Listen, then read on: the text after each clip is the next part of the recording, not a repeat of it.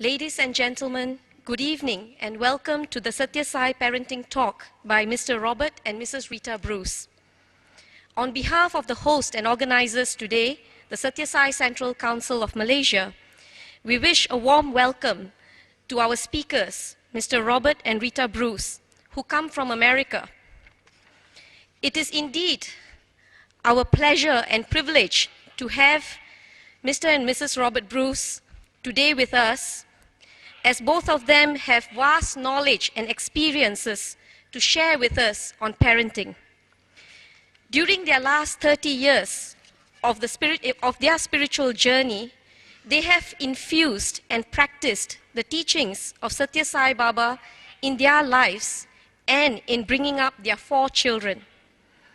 Today they are here to share with us the vast insights that they have gained from their own life's experiences.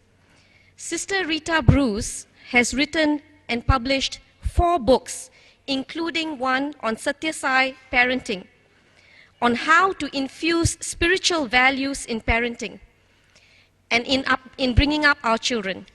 She has also published 2 books on Vision of Sai 1 and Vision of Sai 2, which chronicles their spiritual journey over the last 18 years in the Sai Baba movement.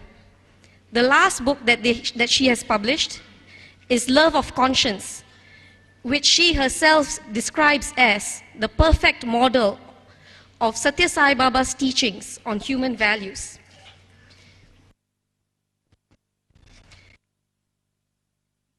The Sai Parenting book that Sister Rita Bruce has written has in fact now been translated into 5 different languages around the world. I invite now Brother Robert Bruce and Sister Rita Bruce to come up on stage to commence this talk. Ladies and gentlemen, please give them a warm round of applause.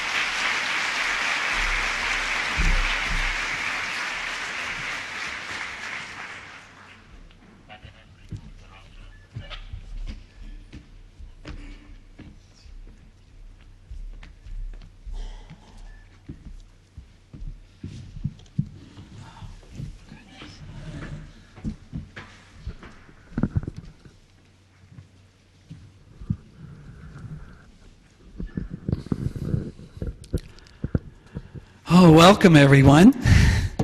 Oh.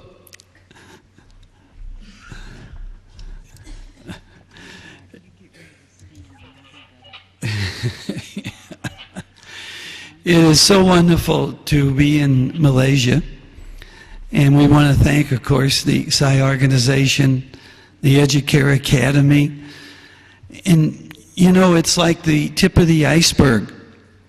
What you see up here is 10%. The work that you all did is 90%. So let's give the people that worked hard to make this so wonderful a big hand, please.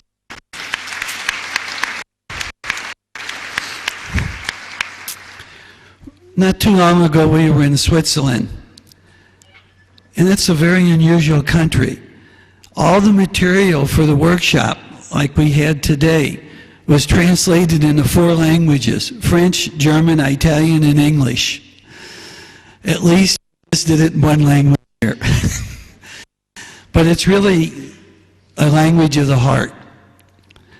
You know, and that's what is so unusual today, is whether it's in Russia, whether it's in Greece, whether it's here in Singapore, New Zealand, America, Canada, it is a world consciousness problem that us people who are striving to make the family stronger is having. You are not unique in Malaysia, trust me. Every place, the family is slowly deteriorating. We're all struggling, we're all stressed out. And so it just gives us a couple hours tonight just to think about it, because we're so stressed in this life. And no matter where we go, that's the way it is. Oh, at last I got a day to sit down and think about it. And what is so unbelievable, your key issues and concerns You have all the answers inside of you. That's what the Sai organization is called Educare. It comes from within and out. We all have this knowledge in us. It's just that we have to sit down and talk about it. Now, the parenting book that they referred to, the Sathya Sai Parenting that my wife did, it's really started when we were doing workshops saying, leave us with something so that we keep referring to us, that keep our batteries charged. We have these trials, tribulations with my 8-year-old, all of a sudden is 12 years old or 14 years old. Things are different with an 8-year-old than a 14-year-old.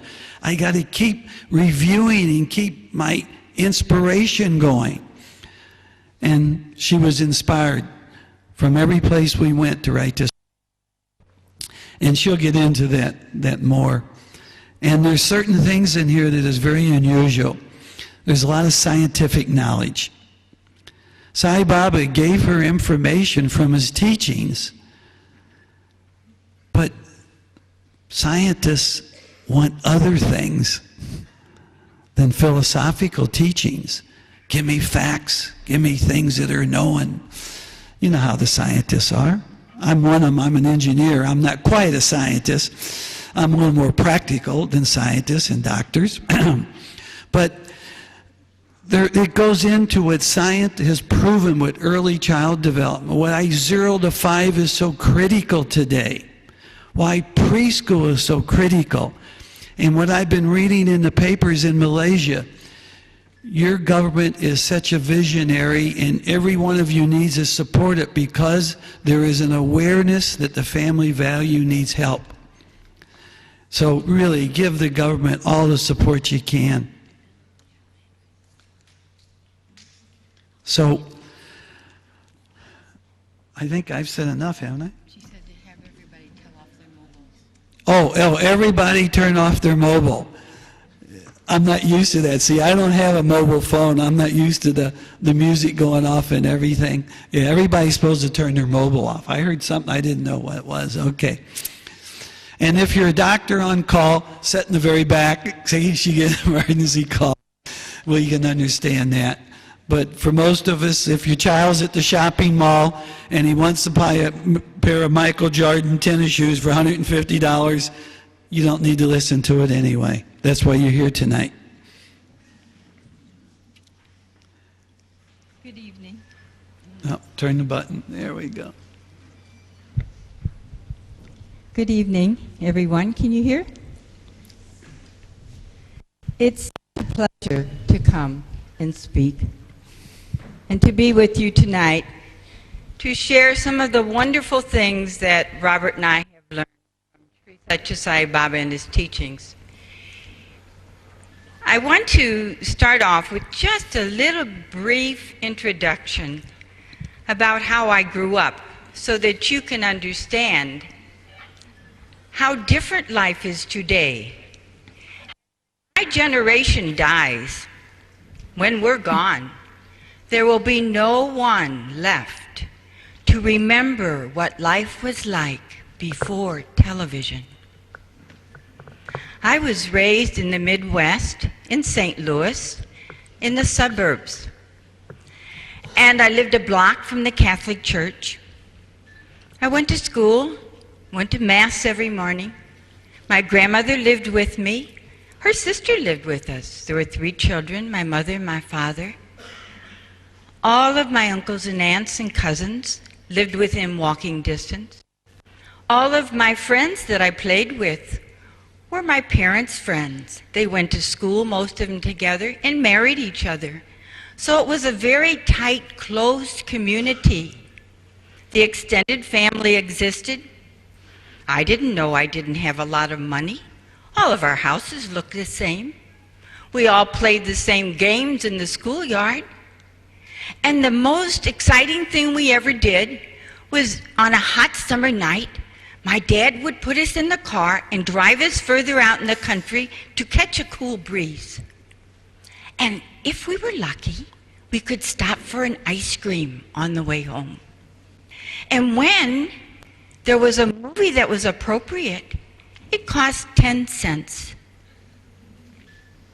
And we would walk to the movie theater and back, and it was safe. Sound familiar to some of you? The lifestyle sound familiar? We were the first generation to raise children with television.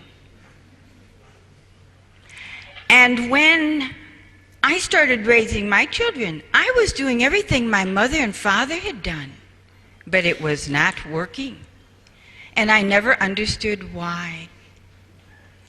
So within these last 50 years, Robert and I have been married 49 years.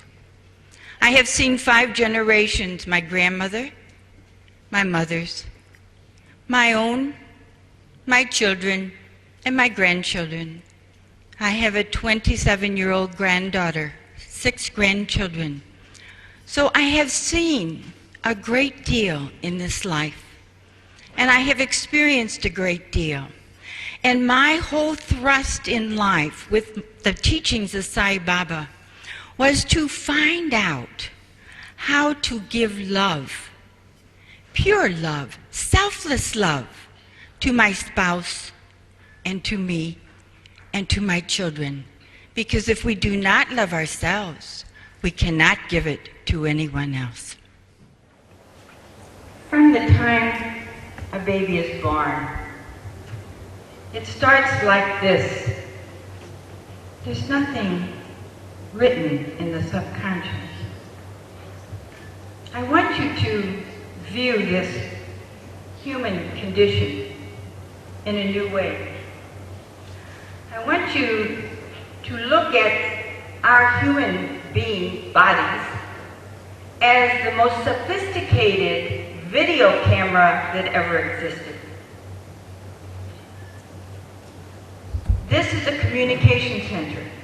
Everything I see, everything I hear, everything I speak, everything I touch, the whole nervous system picks up what's in the environment. So it's two-way.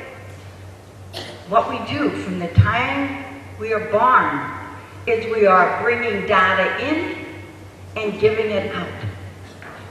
And what we are bringing in goes on a tape in the subconscious. It's like a videotape. Only the movies and videos can cut out the bad parts and get rid of them. How do you cut out the hurt and the bad parts that go on the tape of our subconscious through our everyday life? Many times we don't even know what's on the tape of our children. So it is so important that we watch our thoughts, words, and deeds. This is nothing but a communication center. Think about it. That's all we're doing. Right now, all you're doing is watching and listening to me. You might be feeling the presence of others, but you're bringing in everything in the environment for us to learn, only for the purpose of us learning. Now, when a baby's born, it starts like this. After a while, it starts getting to look like this. There are some dark spots on that subconscious. There are some hurtful things or negative things that have happened. And a lot of times, by the time they become teenagers, it looks like this. Now let me ask you an important question. If I threw black ink on this, would you see it? No. And that's what's happening. There was an interview done on TV in America some years back. They were interviewing movie producers. And they said, why do you have such vulgar language in your movies? Why do you have so much horrible stuff? And they said it's the only way they can get the attention of the youth. The young people have seen so much horror, so much violence, have heard so much rap music and violent music. They've seen so much that when I have a grandson who's 17, he says to me, "Oh, Grandma, there's nothing wrong with those videos or that film. It scares me to death. I mean, I cried like crazy over Bambi when he died." But you see, they've seen so much from little on up. There's screens like this. They don't know the difference. And yet, this macho kid who says, "I'm not afraid," is filled with fear inside.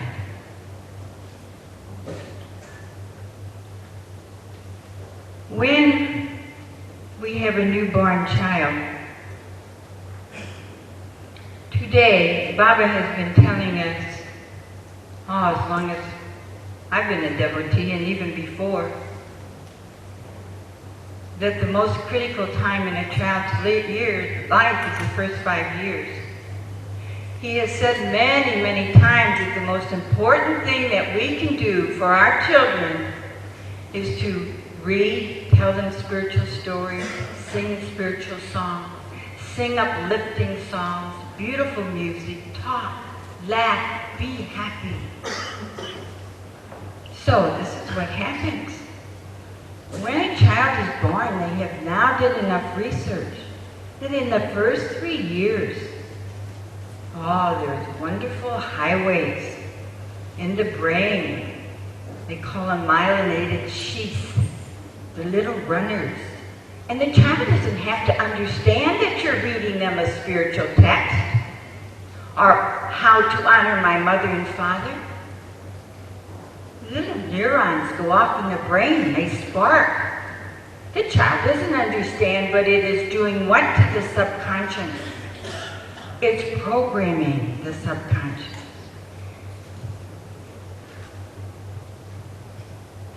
This was from the President of Education Commission of the United States. There is a time scale to brain development, and the most important year is the first year. There are learning windows. The first year is the ability to understand words. The second year, a child's vocabulary will be determined by how many words he hears. Third year, ability to think, learn, or not learn is developed. The more you speak to your children, the larger the vocabulary. It's all programming the computer. It's programming this child. They claim that their self-esteem is also set in these early years. Now, how can that be possible? Very easy. When a baby is born, the first language that baby speaks is emotion. Peace dwells within. That's emotion, peace. What a baby feels, that's all they can do is feel when they're born. They cry when they let you know that there's something wrong. They laugh when they're happy. So what they want from you is for you to sing to them, to talk to them. And they call it parentese when you say, "Oh, sweetheart, you're so beautiful." You know how we all talk to babies? And they say it makes no difference what language. We all have the same rhythm. And that rhythm, the babies understand.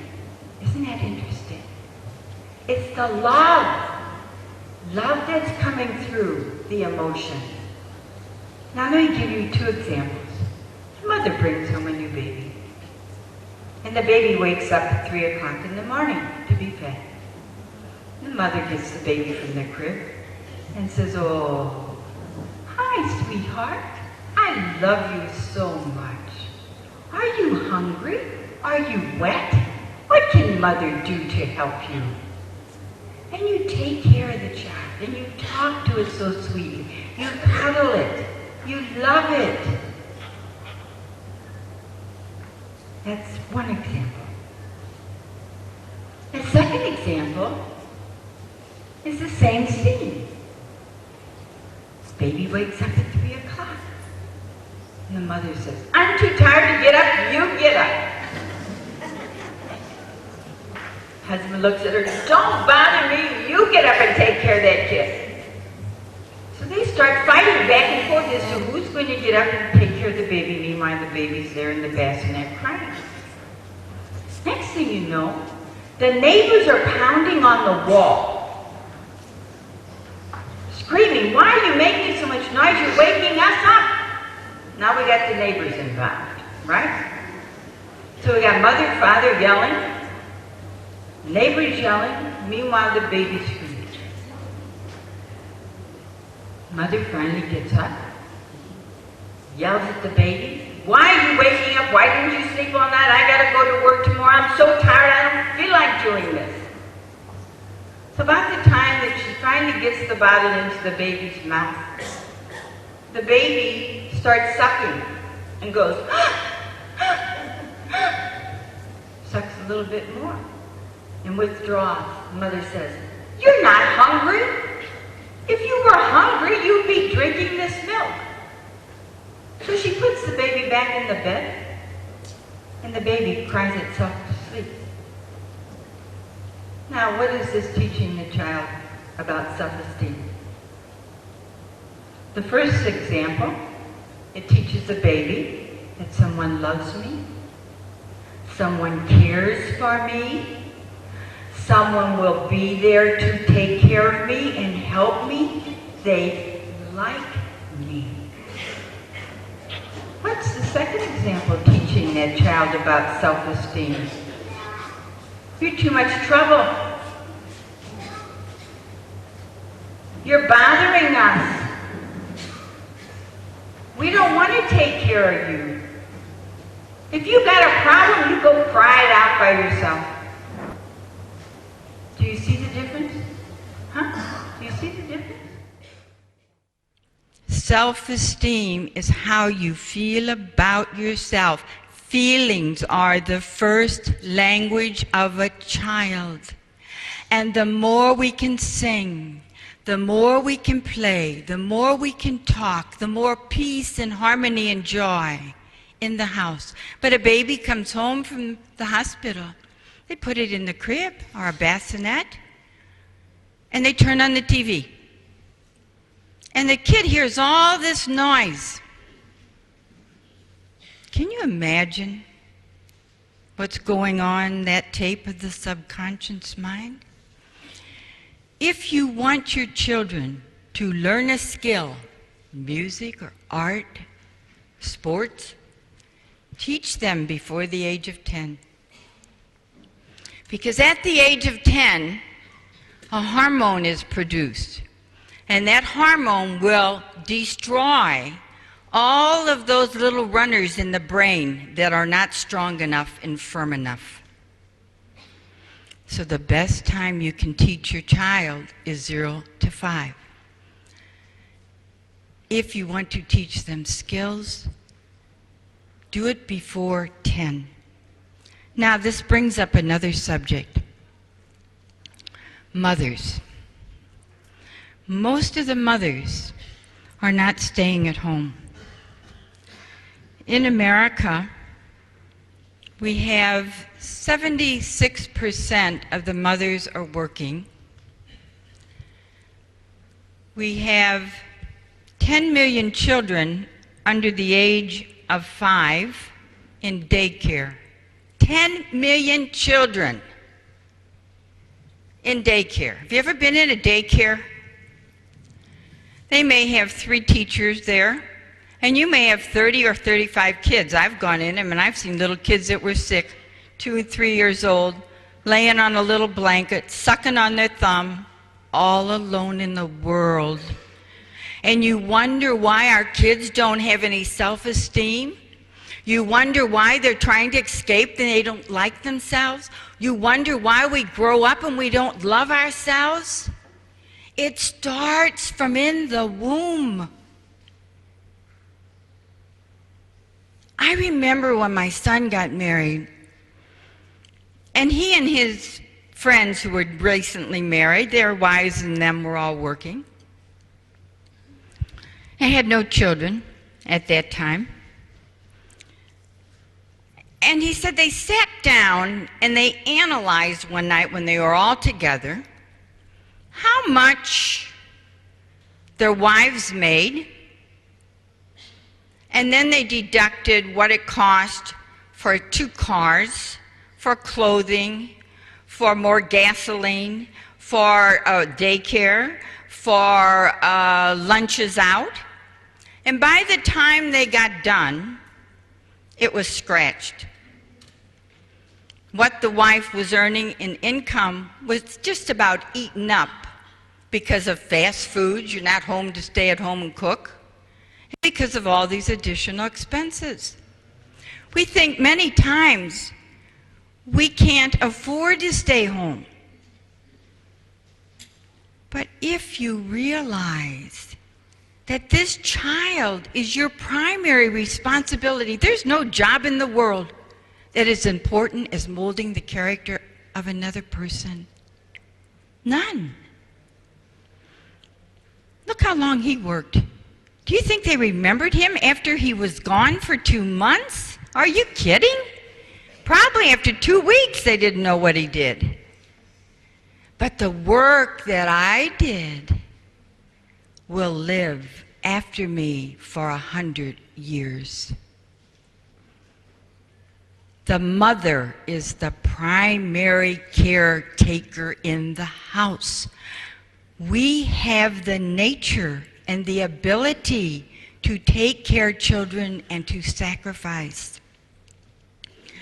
Mothers and fathers and those that are not married, think seriously before you have children. If you get educated and want a big career, then stay with a career. Don't have children. Because if we don't stay home from 0 to 5, this child is going to be lost. It's a very serious thing. And we're not taking it seriously at all. And when these ladies go out and get educated, they get careers and high degrees. They don't want to stay at home. I remember in the 60s when the women's movement came. And at that time, women finally went out because of the Second World War. They had to go out and work in the factories, and that pulled them out. And then they didn't want to go back in the home. But women were making 58 cents for the same job a man was getting paid $1 for. That wasn't right. But it went to the extreme, you see. Equality. Yes, with jobs, there should be equal pay for equal opportunities. But concerning men and women, we are not equal. We're completely different. And we have different roles in society. God created us in this manner. I cannot say enough. I remember when I was young, and I had 2 or 3 kids, I would have my friends call me and say, Rita, why are you staying at home wasting your time? Why aren't you out working? I see this in the newspaper. There was a newspaper article, we just came back from India, and in the Indian Times, I think it was the Indian Times or the Hindu Times, they had interviewed women, career women. And this very famous career woman who had such a great profession, she says that sons respect mothers of professional women far more than they respect a mother that stays at home and just takes care of kids in the kitchen.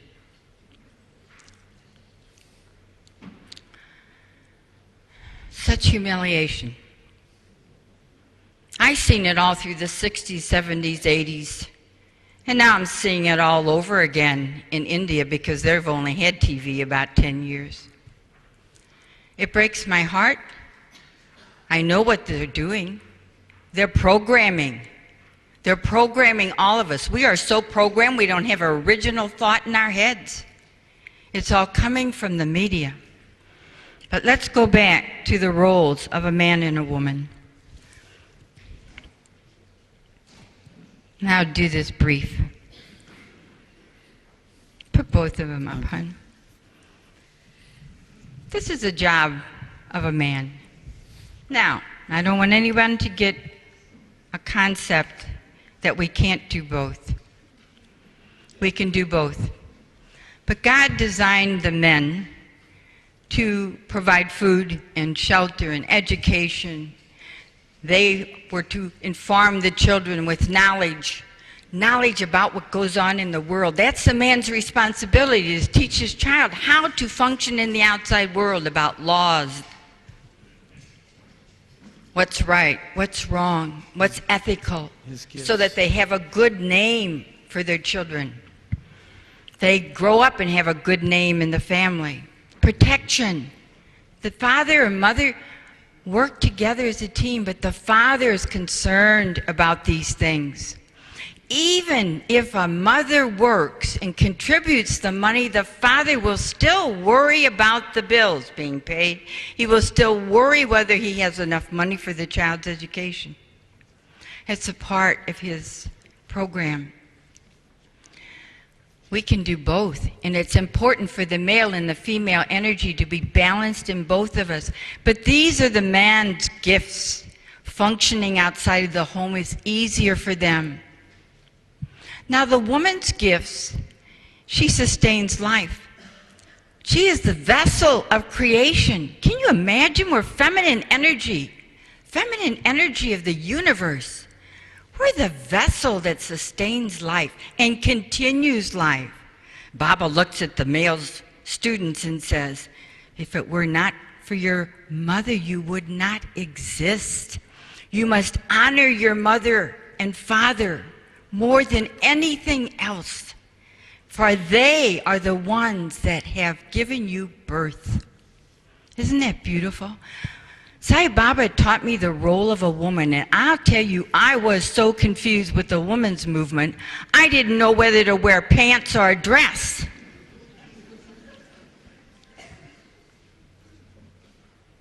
It was very confusing times, and many other countries are having the same confusion today.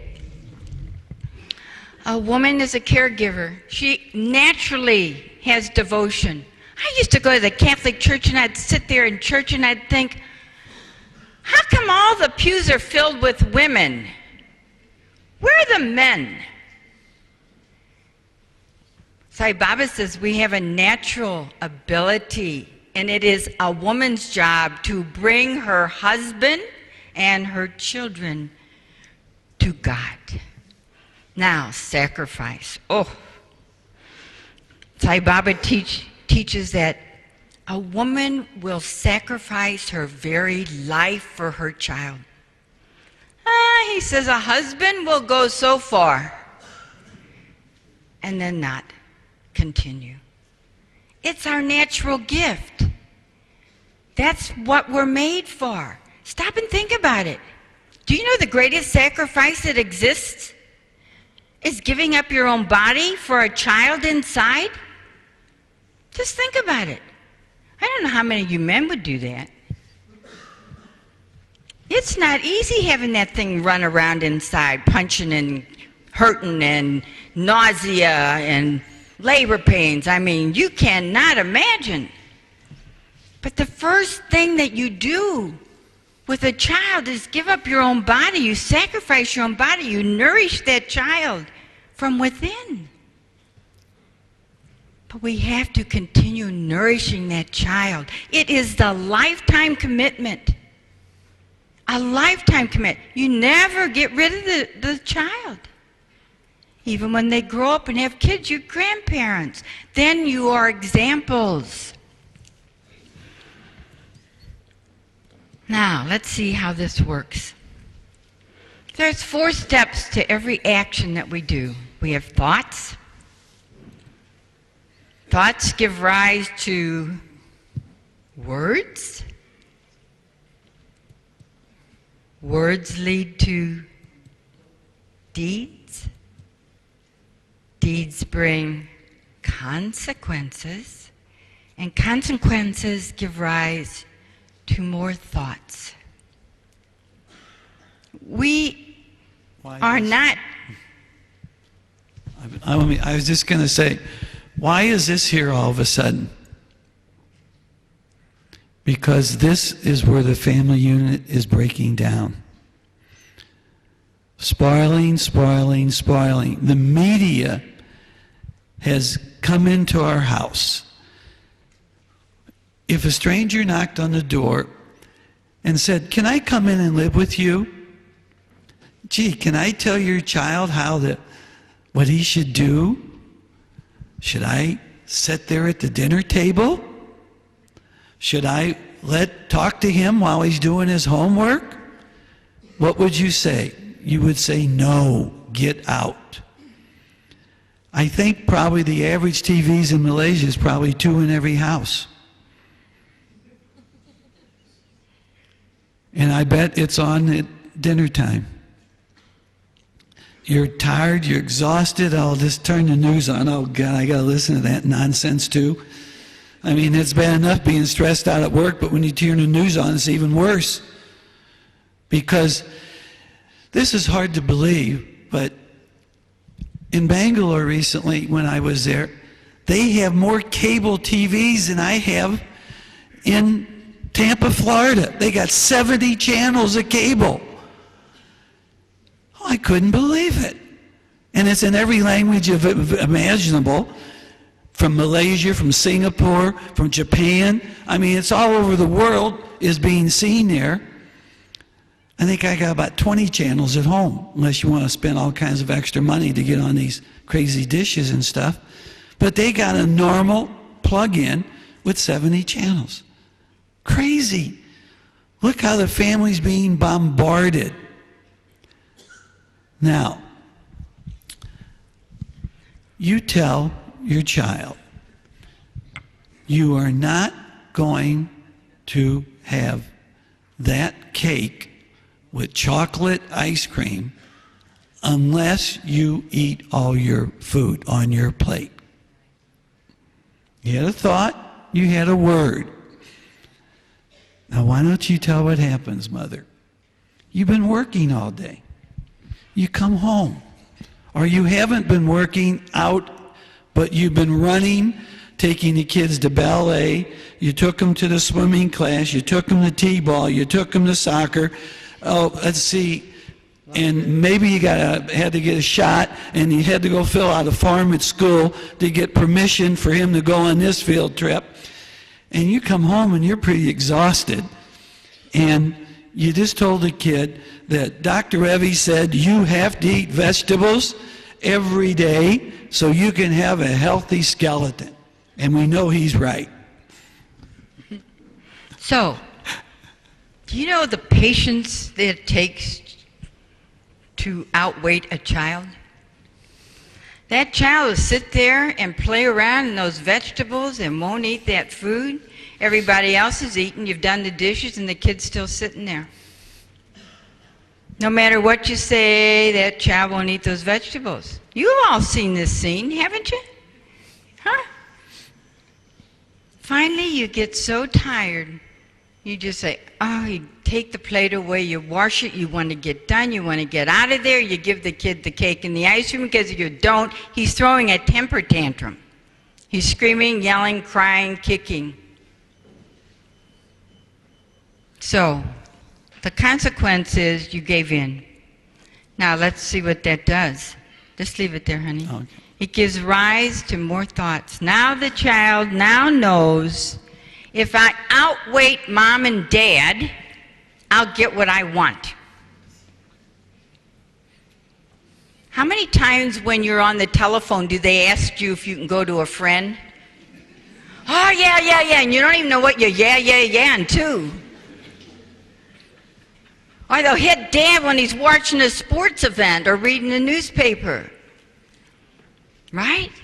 Oh, they're so smart. We're dumb. We don't even get together. They get together in cliques and try to figure out how to outfox us. So, This is critical. Baba says we think one thing, we say something else, and then we do something entirely different. Our thoughts, words, and deeds are not one. Now, why is this so important? Hit it. Yes, dear. Ah-cha! Now, you see that little thing at the bottom that says foundation, the basis of all learning, right conduct, truth? Now, most of us say, oh, we never lie to our kids. We tell our kids the truth. Remember what I just said? Thought, word, deed, consequence. We told our child one thing, but he did something entirely different. That's not truth. That's sending the wrong message to the kid. They can't trust what mother and dad says. When you make a house rule, when you finally decide that you want something to be done, even if it's only one thing, make sure you're consistent.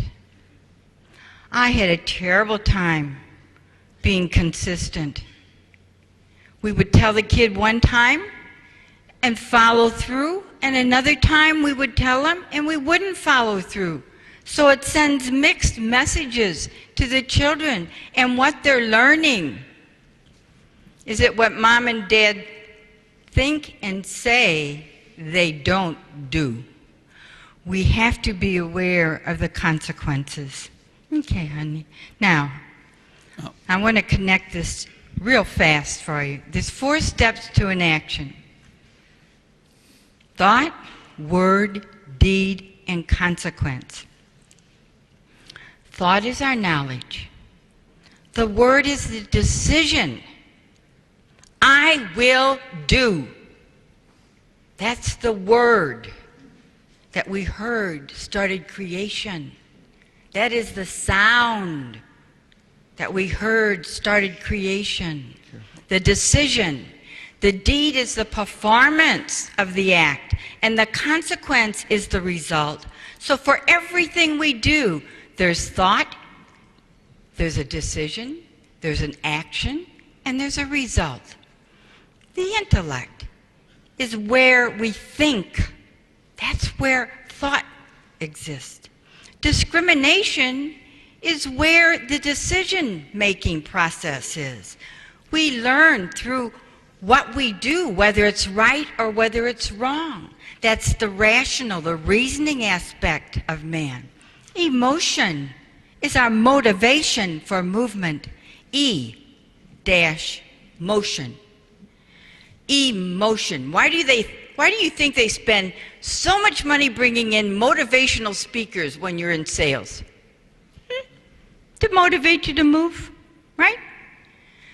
Movement is what moves us to perform. And if you stop and analyze your behavior, you will find that what stops you from doing something is you don't feel like doing it. Emotion. I am walking by an ice cream counter, and I love ice cream. I'm thinking, oh, that ice cream. And then I hear inside, ice cream, all these facts about ice cream. It's high in fat. I have a cholesterol problem. If I eat ice cream, it's going to increase the cholesterol. I come into my decision-making process, my discriminating part, and it says, no, don't eat the ice cream. Based upon facts. Oh, but it's going to taste so good. I feel like eating ice cream, so I'll go get the ice cream cone and eat it. It's our feelings that stop us from doing what we know is right to do. We just don't feel like doing it. How does that connect with the human values program that Sai Baba has? Put it back to where it was. Oh. Oops. We need help. We did it again. There it is. You got it? Ah, hey. The job of the intellect is to seek truth. The job of discrimination is to seek right conduct. The job of emotion is to seek peace, and when thought, word, and deed is one, there's peace inside. The job of the physical body of man is to seek nonviolence, because the physical body of man has suffered and enjoyed the consequences of all of man's acts. Nonviolence of the physical and nonviolence of our planet. Okay, honey, go on. That gives you an idea of the Harmony House. If I took out the walls of this house, if we took these walls out, what would happen? Would it collapse? Huh? Would it fall down? That's what's happened to our families. We've taken out the discipline, the boundaries, the rules, and the limits. And that's how come we have a lot of difficulty, because the disciplining for the children has gone astray. Before I get to that, where's my friend, Mr. Reddy? There he is. What time do we finish? 9:15? Okay. All right, I got to keep on time. So, television. Oy, Robert started talking about that. You see, television and commercials create so much of our problems, and we're not even aware of it. I want to... Should I tell him that story about the baby? Mm-hmm. I tell you an interesting story. We were at a house, and I heard this, and Rita heard this. I hate my daddy. I hate my daddy. What's going on? Now, the child is playing, but the television is on. The child isn't watching the television, but playing with toys. It's in a cartoon. I hate my daddy. What a terrible thing. Of course, you bite your tongue. You know, that's what we got to do as grandparents. A year later, we're over there. The father is correcting the child because he did something wrong. Now, this child isn't old enough for discrimination. But what does the child say? I hate you, Daddy. I hate you, Daddy. The father turns and says, oh, how painful that I have to correct my child and have him say that to me. Child doesn't know what he's saying. But see how that TV was on, was going in, creating one of those little black things up there. And I want to tell you today, in the last year, when I've been back in America and watching TV overseas, every new show almost is making children smarter than parents. You watch it. Parents are constantly being put down. That they don't know this, they don't know about computers, I'm smart. And the amazing thing is, the #1 cartoon movie was Finding Nemo or something like that, the fish movie. Everybody was talking about it. I watched that movie at the kids' house. They had it. So I went over to her niece's house, whose husband's a doctor. And the child's 5 years old, and he has another one too. So I said to the niece, who's supposed to be educated, her husband's a doctor, supposed to know all these scientific facts. I said, what was the message in that movie? I don't know, the child enjoyed it. The message was, my father isn't secure enough. He has fear in him that I can't go to my goal and succeed. I am constantly telling my father, I can do it, Father. Why are you afraid? Now, what message is that sending to children? And I looked at her and said that. And she looked back and said, I never thought of it.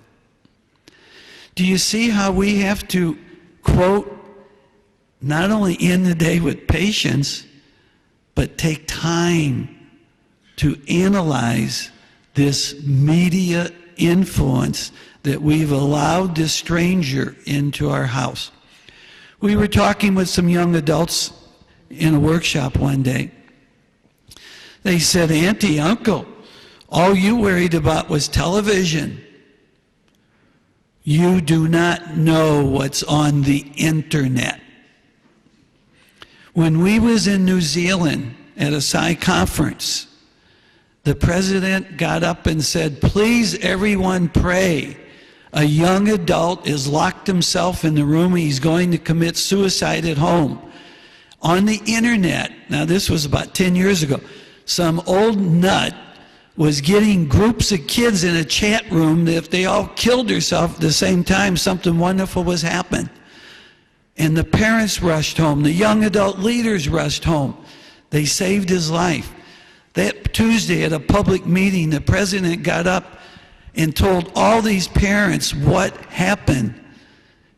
Be careful. Never put the TV in a room by the child by himself. Make sure you can monitor what's going on. But can you believe we never had to deal with that? I mean, why are you having difficulties today? Just why? It's just heightening our awareness. That's why we're all sitting here today. It's just so scary sometimes. From the moment television made its appearance, it has corrupted the minds of men. That's what Sai Baba taught me. From the moment television made its appearance, it has corrupted the minds of men. Now, if that isn't powerful, when you just stop and think about it, we are so programmed, you just cannot imagine. 66% of all homes in America have 3 TVs today. Television is on an average of 7 hours every day. A child, by the time they're 18, has watched more TV than attending school. Now they have done research, and all this research is in my book. They have done research, and they find today that the actual viewing of the TV is worse than the content. Can you imagine being worse than the content? A child from 0 to 3 should be thinking, walking, and talking. Sits in front of the TV, stares and glares. And all these images and sound is going into the emotional brain, the right hemisphere. And there's no left hemisphere to analyze what's going on. How would you like to see some of the horrible stuff that you see on TV and you don't have a thinking brain? All you're working with is a feeling. And I could stand here and give you lots of data and information, but you can go to any website and find out the effects of just watching TV. But what I want to say, getting back to thought, word, and deed, is one of the things that impressed me more than anything else. Oh, open that book there to that card. I want to, did we take the card out of there? Oh, no. Postcard? Here. What's this? Here. Okay, honey, just a minute. Children sit and play around a TV. And they find that bringing this information, they're listening to people's emotions, they're listening to people crying, but they don't have to do anything. They're watching people, let's say you're all sitting there in your living room, in your lounge chair, you're drinking your cup of tea or your cup of coffee, or eating a bag of popcorn, and you see someplace way off that the people are starving to death and they're having a terrible tragedy, but you're comfortable. You watch it, but you don't have to take any action. You don't have to do anything. So what they say is watching TV is creating within us this apathy that we hear people crying, we hear people talking, the children are, but they don't have to listen, nor do they have to do anything. Spiritual practice does not mean just doing meditation and chanting the name of God. Undertaking sacred action is true spiritual activity. Buddha so long ago arrived at this truth, but now the scientists have caught up. Scientists say electromagnetic waves form a subtle energy from the heart when we meet soul to soul. That's sacred vision that leads to sacred feelings. Scientists say the heart releases a hormone-like substance called heart intelligence, which turns to sacred speech. We get a sense whether they mean what they say, which leads to sacred action. Empathy and love for others does not develop from seeing human beings as objects on TV, but by actively relating face to face with each other. We wonder why our thought, words, and deeds are not unified. And it's because of many things that are happening in our culture. Not just television, but the whole lifestyle has completely changed. One thing we are not aware of, when I was in the 60s raising kids, that's a term for America. We call them kids. I'm sure it's not your terminology. But the psychologists would always say, television has no effect on your children's behavior. They could not figure this out. So you'd let your children watch things, and they said it had no influence. One day I woke up, and I thought, if it has no influence, why are people paying millions of dollars for commercials to influence my buying habits? If it's influencing my buying habits, why is it influencing my child's morality? Baba taught me a long time ago how it's poisoning the minds. He said that filmmakers avoid films, he says. They tell you it's inspiring and educational, but the producers, in their greed for profit, they smuggle in low, debasing scenes to taint the raw minds of our children. We're not watching. We're not paying attention to what they're seeing. We're not even paying attention to what we are seeing. Look at this ad. You probably can't see it. Maybe the guy can you get a picture of that? This came out of a newspaper in India. Free is the way to be, made for each other. Do you see that? They're advertising cigarettes. There's a boy and a girl there in Western clothes, standing on a beach with birds flying at their feet. Free is the way to be, made for each other. They're telling the young people that they can do as they please, and they can spend time together as long as they're made for each other. What about the consequences? You want to take a picture of this one too? I'm glad I got you up here. Can you see that ad? Is it showing? Yeah. Look at that. Let's see, what have we got here? 3 girls around one guy. Huh? What are they advertising?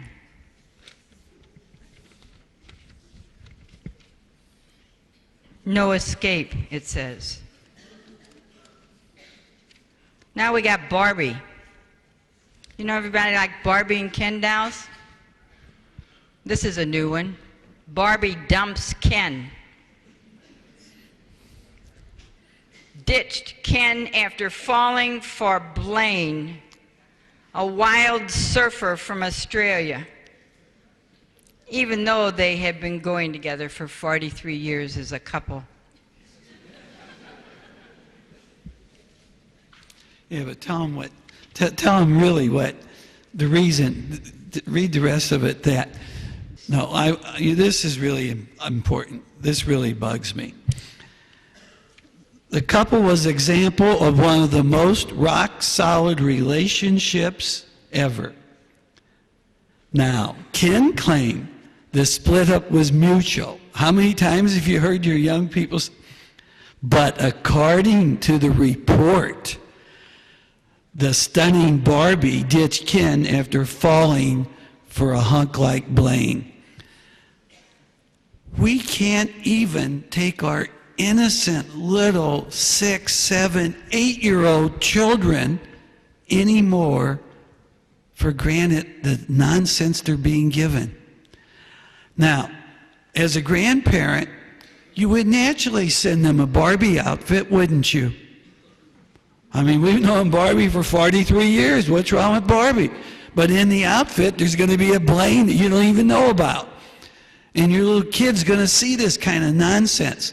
So how are we programming young girls and boys? You see how subtle this media is doing to us? And we have to wake up and take time. We are so stressed out today. It's not easy. Not only do we have to end the day with patience, but now we got to analyze every blooming thing. Isn't it crazy? Every family should get together with all their family, their aunts and uncles, whoever you can, the adults. We did this one place, and it was absolutely amazing. They said, okay, who's got kids 0 to 5? Who's got kids 5 to 12? And who's got kids over 12? They said, okay, we're going to analyze what the kids watch on TV and what they want to watch. And we'll analyze it through proper vision. What we really know inside is right and wrong. They analyzed the shows and they got up together. The next time they got together and talked about it to each other. Each little group gave a report like. The #1 show in America was rated the lowest show for teenagers and adults. Every negative thing they talked about was in that show. It was racist, it was sexist, it was degrading. It was unbelievable. And yet it was rated #1. You know, one of the young adults said to us, we're rugrats. And I said, what's a rugrat? You know, we laid on the carpet and watched television all the time. We were rugrats. Then the one girl said, do you know, Uncle, Auntie, when I was at the university, they had this sitcom on at night that was not really good, but it was mesmerizing. My friends would say, okay, let's get together and study. I could not give up that show. I was hypnotized by it. It was one of these daytime soaps that was on at nighttime or something. It was nonsense. She said, finally I realized I was losing relationships over this dumb TV show that had me mesmerized. You see how subtly they pull us in? And how subtly, if you really start looking at TV, I was so shocked. Parents are being put down as stupid by the media today because the kids got money to spend. So that's who they're advertising for. That's who they're advertising at. They bypassed us in our day because we had the money. 50 years ago, the kids didn't have any money. So they advertised and conned us. Now they're going after our kids because they got allowances. We got more affluent society. And India is starting to get a large middle class. And they're starting to have the same problems that we had in America 30 years ago. And it's right here now as I read the newspapers. It's all over the world, the same problem. We were taken to a little tiny island off of Athens with a friend whose grandfather built a house there and her father enlarged it. And it hadn't been discovered yet. It was an hour ferry boat ride, and it wasn't one of those big, hippie kind where all the rich people are buying everything up to date. It was still a pretty low-key place. She said, now here's a farmer, he has organic things he grows. So the farmer in Greek, of course, was talking to her. I don't know what to do. My child is watching television and he wants Michael Jordan tennis shoes. And I don't have the money. Here we are on this little tiny island over an hour ferry boat ride at Harley. There's nothing around but old-time little places to cook and bake in and a big mountain up on top where a little few shops are. There's nothing there. And yeah, lots of goats, old rock walls that were 50 years old. And yet this man is saying, my son wants Michael Jordan tennis shoes. What am I going to do? Because there's television. It's just amazing. This media has come into our lives. And now this wonderful IT generation. Be careful. That's all I can say is we have to be careful. Television creates desires inside of us.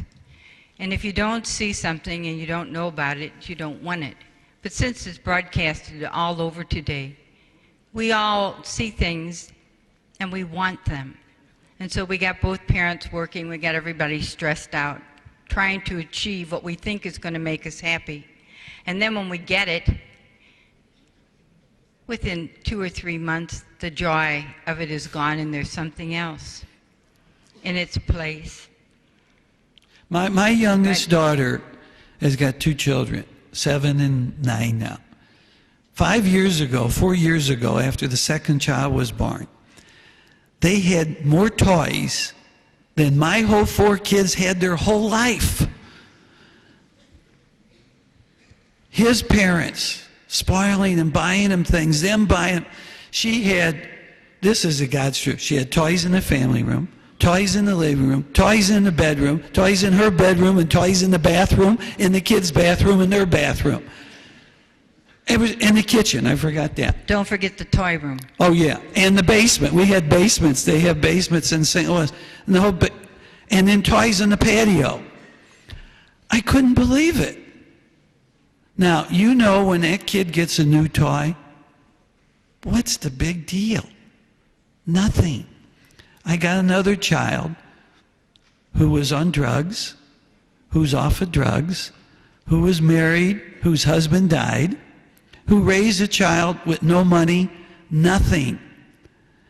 This child was so happy to color, to do something simple. She is just as happy, if not more happy, than the little ones that have everything.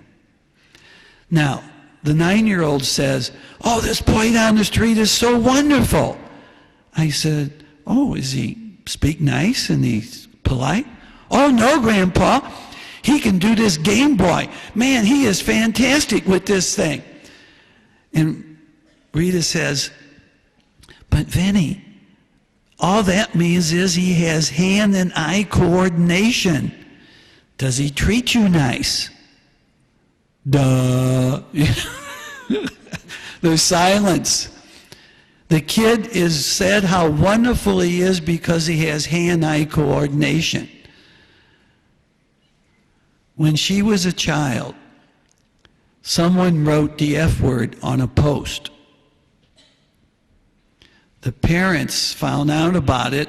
That child was stopped for, a week or a month, something? All the parents in the neighborhood got together, went to the parents' house of the child that wrote that on the post. The parents forbade their child to play with any of us for 1 month. That child was restricted to his house.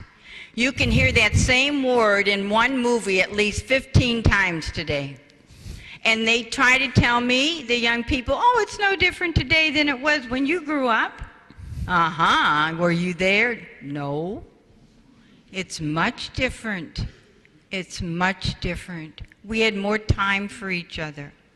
In America today, the psychologists have finally realized that television is affecting our behavior. They say, this is from a Dr. Leonard Aron from the University of Michigan. Psychologists nearly unanimous in their conclusion that young children can be damaged by exposure to violent media. They are also saying not to allow your children to watch TV till the age of 12. Television, if you remove it from your home, or if you monitor it for only certain shows, you will cease so many problems in your life and in your children's life. We use it as babysitters when they're little. The kid's doing that, I don't have to be concerned. But what goes into that child at 3 to 5, you're going to be dealing with when they're a teenager. It's so important. There's two things that have created extreme problems, really three things. The changing role of woman, not having the mother in the home, has created a great problem for the children and for the mother, because the mothers are so stressed out. How would you like to hold down 2 jobs? Do you know they have come up with a figure, and that they now would pay a stay-at-home mother $170,000 a year because they added up all the jobs that a stay-at mother does when she stays at home, and she is now worth $170,000 a year. I could have told them that a long time ago. Now, one thing about violent games, and I want to say this quickly. I know we're getting close to the cutoff time, and I haven't even gotten to discipline yet. Violent games, if a soldier cannot shoot, in the Army, they take him to an arcade, and they put a gun in their hands with a video. Now, I don't know if arcade games are big here, but they are in America.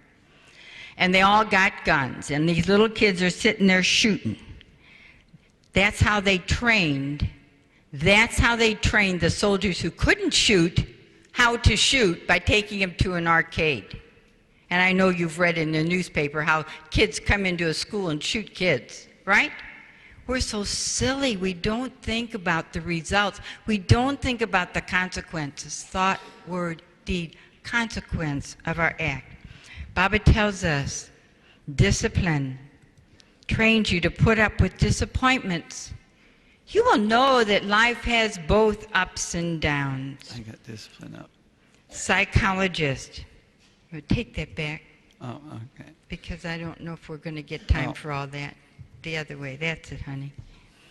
There's another doctor, Barry Basilton. He says being able to set limits is a parent's second most important job after love. Teach children not to receive anything for nothing. Let them earn by hard work, the things they seek. That comes from Baba. Our children are spoiled. Selfish, selfish, selfish, says Baba. They're out of control. For the first 50 years of the last century in America, strict discipline was adhered to. From the 50s till now, the permissive society began. Now they are trying to turn it back, and psychologists are calling firm nurturing. What we need to instill is firm nurturing. We are letting our children do anything they want. It was so funny. We went home one time, and this youngest daughter with the 2 boys Robert was telling you about, the little boy was throwing food. He was sitting there in the high chair by the table throwing food, and Robert says, "No, don't do that." And the kid has a temper tantrum, starts crying and screaming. Jennifer's standing behind the child, looking at her father, going, "Shh, shh, shh, shh. Dad, we don't say the N-word." Robert and I are thinking, what's the N-word? What do you mean we don't say the N-word? So the kid calms down. Grandpa and the kid go outside, and the kid's tearing off leaves off the plant. Grandpa says, "No, don't do that." Jennifer comes out and says, "Dad, we don't say the N-word. The N-word is no. We don't tell the child no." Now, Jennifer is trying to change her father's behavior. I've been trying to do that for a long time. Instead of her child's behavior. You see, we've grown up with this idea that we don't have to tell the children no. We've grown up with the idea that we want to be their friends. Everybody wants to be their friend with their child. You're not their friend, you're their parent. You are their conscience. The child doesn't know the difference between right and wrong. We do. That's why we're their parent.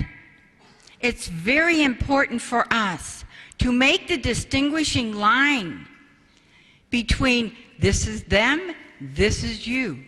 And they are going to do everything they can to break you down. Children are very strong. I have to tell you this beautiful spiritual story that I read in a book. It's Swami Rama's life.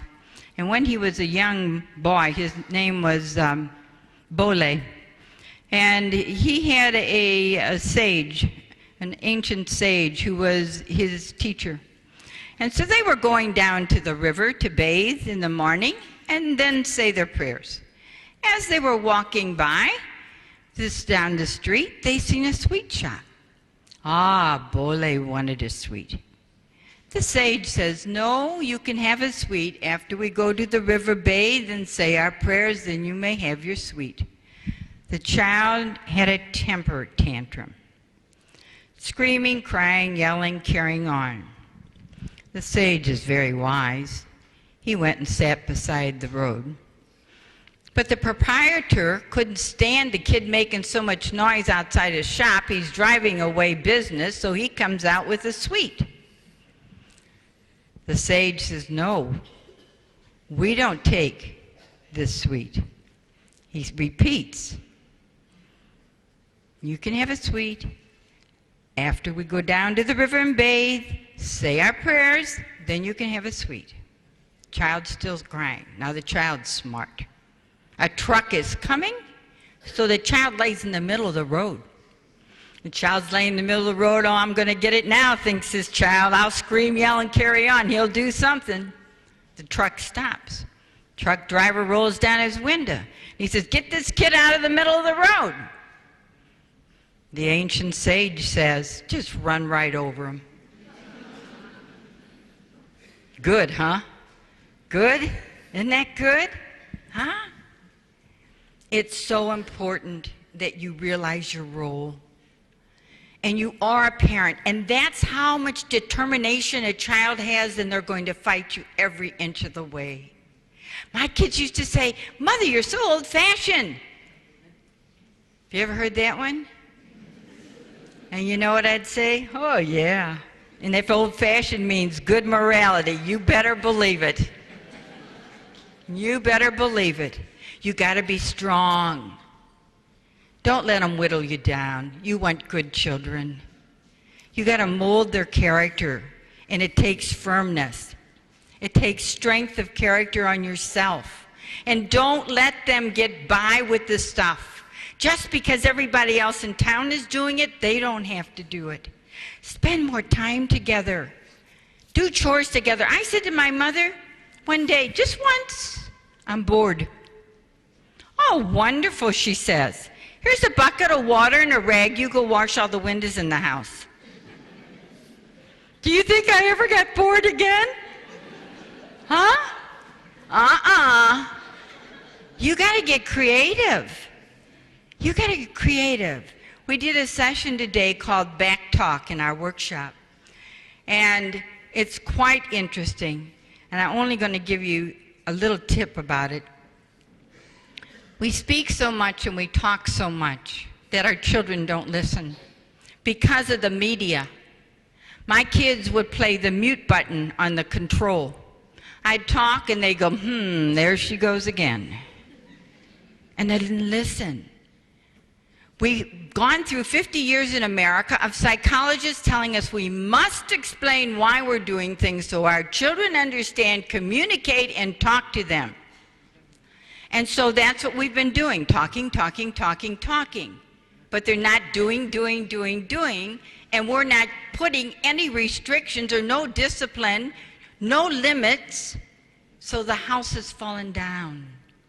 The house of Harmony House has fallen down of human values. It is so important. Don't talk. If you've explained to your child that I want you to clean your bedroom this weekend, it's your job to clean it and pick it up. It's on a Saturday or on a Sunday. They didn't do it. Monday comes and the kid wants to go to a soccer game. You're not taking them. You're sitting in the bathtub enjoying a nice warm bath with the music on. Not until that child comes to you and says, why aren't you taking me to the soccer game? Now they may be ready to listen. And then you say, did you do as I asked you to do? Did you clean the room? No. So I'm not doing this. Let their laundry pile up. Don't make dinner. I don't care what it does. Give them an action. If you give them an action, they will learn and start thinking about, why is mom and dad acting like this? And when they get ready to find out, that's the time for us to talk. Let me do a couple really quick things. Okay, whoops. There's a lot to this parenting, isn't there? There's a simple thing that you can start with called house rules. And you can break an activity up into different things, and you can have a prayer or homework or quiet time depending on the age of the child. Don't try to do it all at once. Start out with one little thing. But always have a consequence. If the child doesn't do it, that's a reasonable consequence. If he doesn't go to bed at 8:30 like he's supposed to, or 9 o'clock, the next day he goes to bed 15 minutes earlier. We want to start getting them with self-esteem because they know they have worth. Their thought, word, and deed means something, and that builds up their self-esteem, the same as it does ours. If I look at you in the eyes and say, I will do this, and I don't do it, do I have self-esteem? Billy, I will meet you at 7:30 and we will go to the soup kitchen. If you're there at 7:30, I don't show up, what kind of self-esteem do I have? I don't have, I lose it. Okay? Thought, word, and deed. It's so important for us, but it's critical that we keep this going for our children. I gotta mention it. I gotta admit. I gotta do this one. Yeah. Okay. This is one of the simplest things we can do, especially as our children get a little older, to save us from going totally crazy. It's called a contract, and I know it works because we've been in sessions where we've been told by people that this is the same thing a doctor gave their kids to save their family from going crazy. It's thought. It's word. I will bring the car home at 12 o'clock tonight. Okay? That's what I'm going to do. Child's name. Oh, his child's name. Child's name's at the top. Yeah, All right. okay. Whatever your child's name is at the top, that's his word. Agrees to bring the car home at 12 o'clock. The consequence. If broken, you lose car privileges, say for 1 week or 2 weeks, whatever you decide on. He signs it and you sign it. Okay? 1 o'clock comes. You're not pacing the floor going totally crazy. You're angry and all that nonsense like what happens. You go to bed. Next morning, breakfast time, you hand him a contract. What are you talking about? No conversation. He made a contract. Thought, word, and deed. He creates self-esteem and responsibility. Okay. No screaming, no yelling. This simple little tool can help so much. And we have so many stories we don't have time to tell you that people have told us about this simple thing.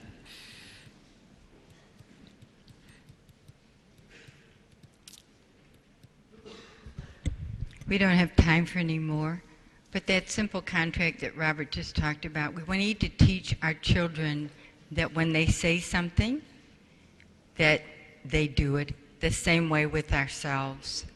And we want to thank all of you tonight for sitting so patiently and being such a good and responsive and attentive audience.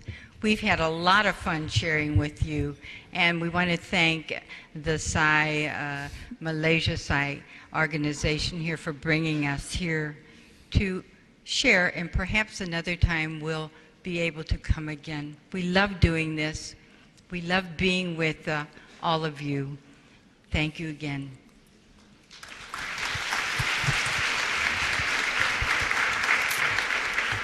Oh, okay.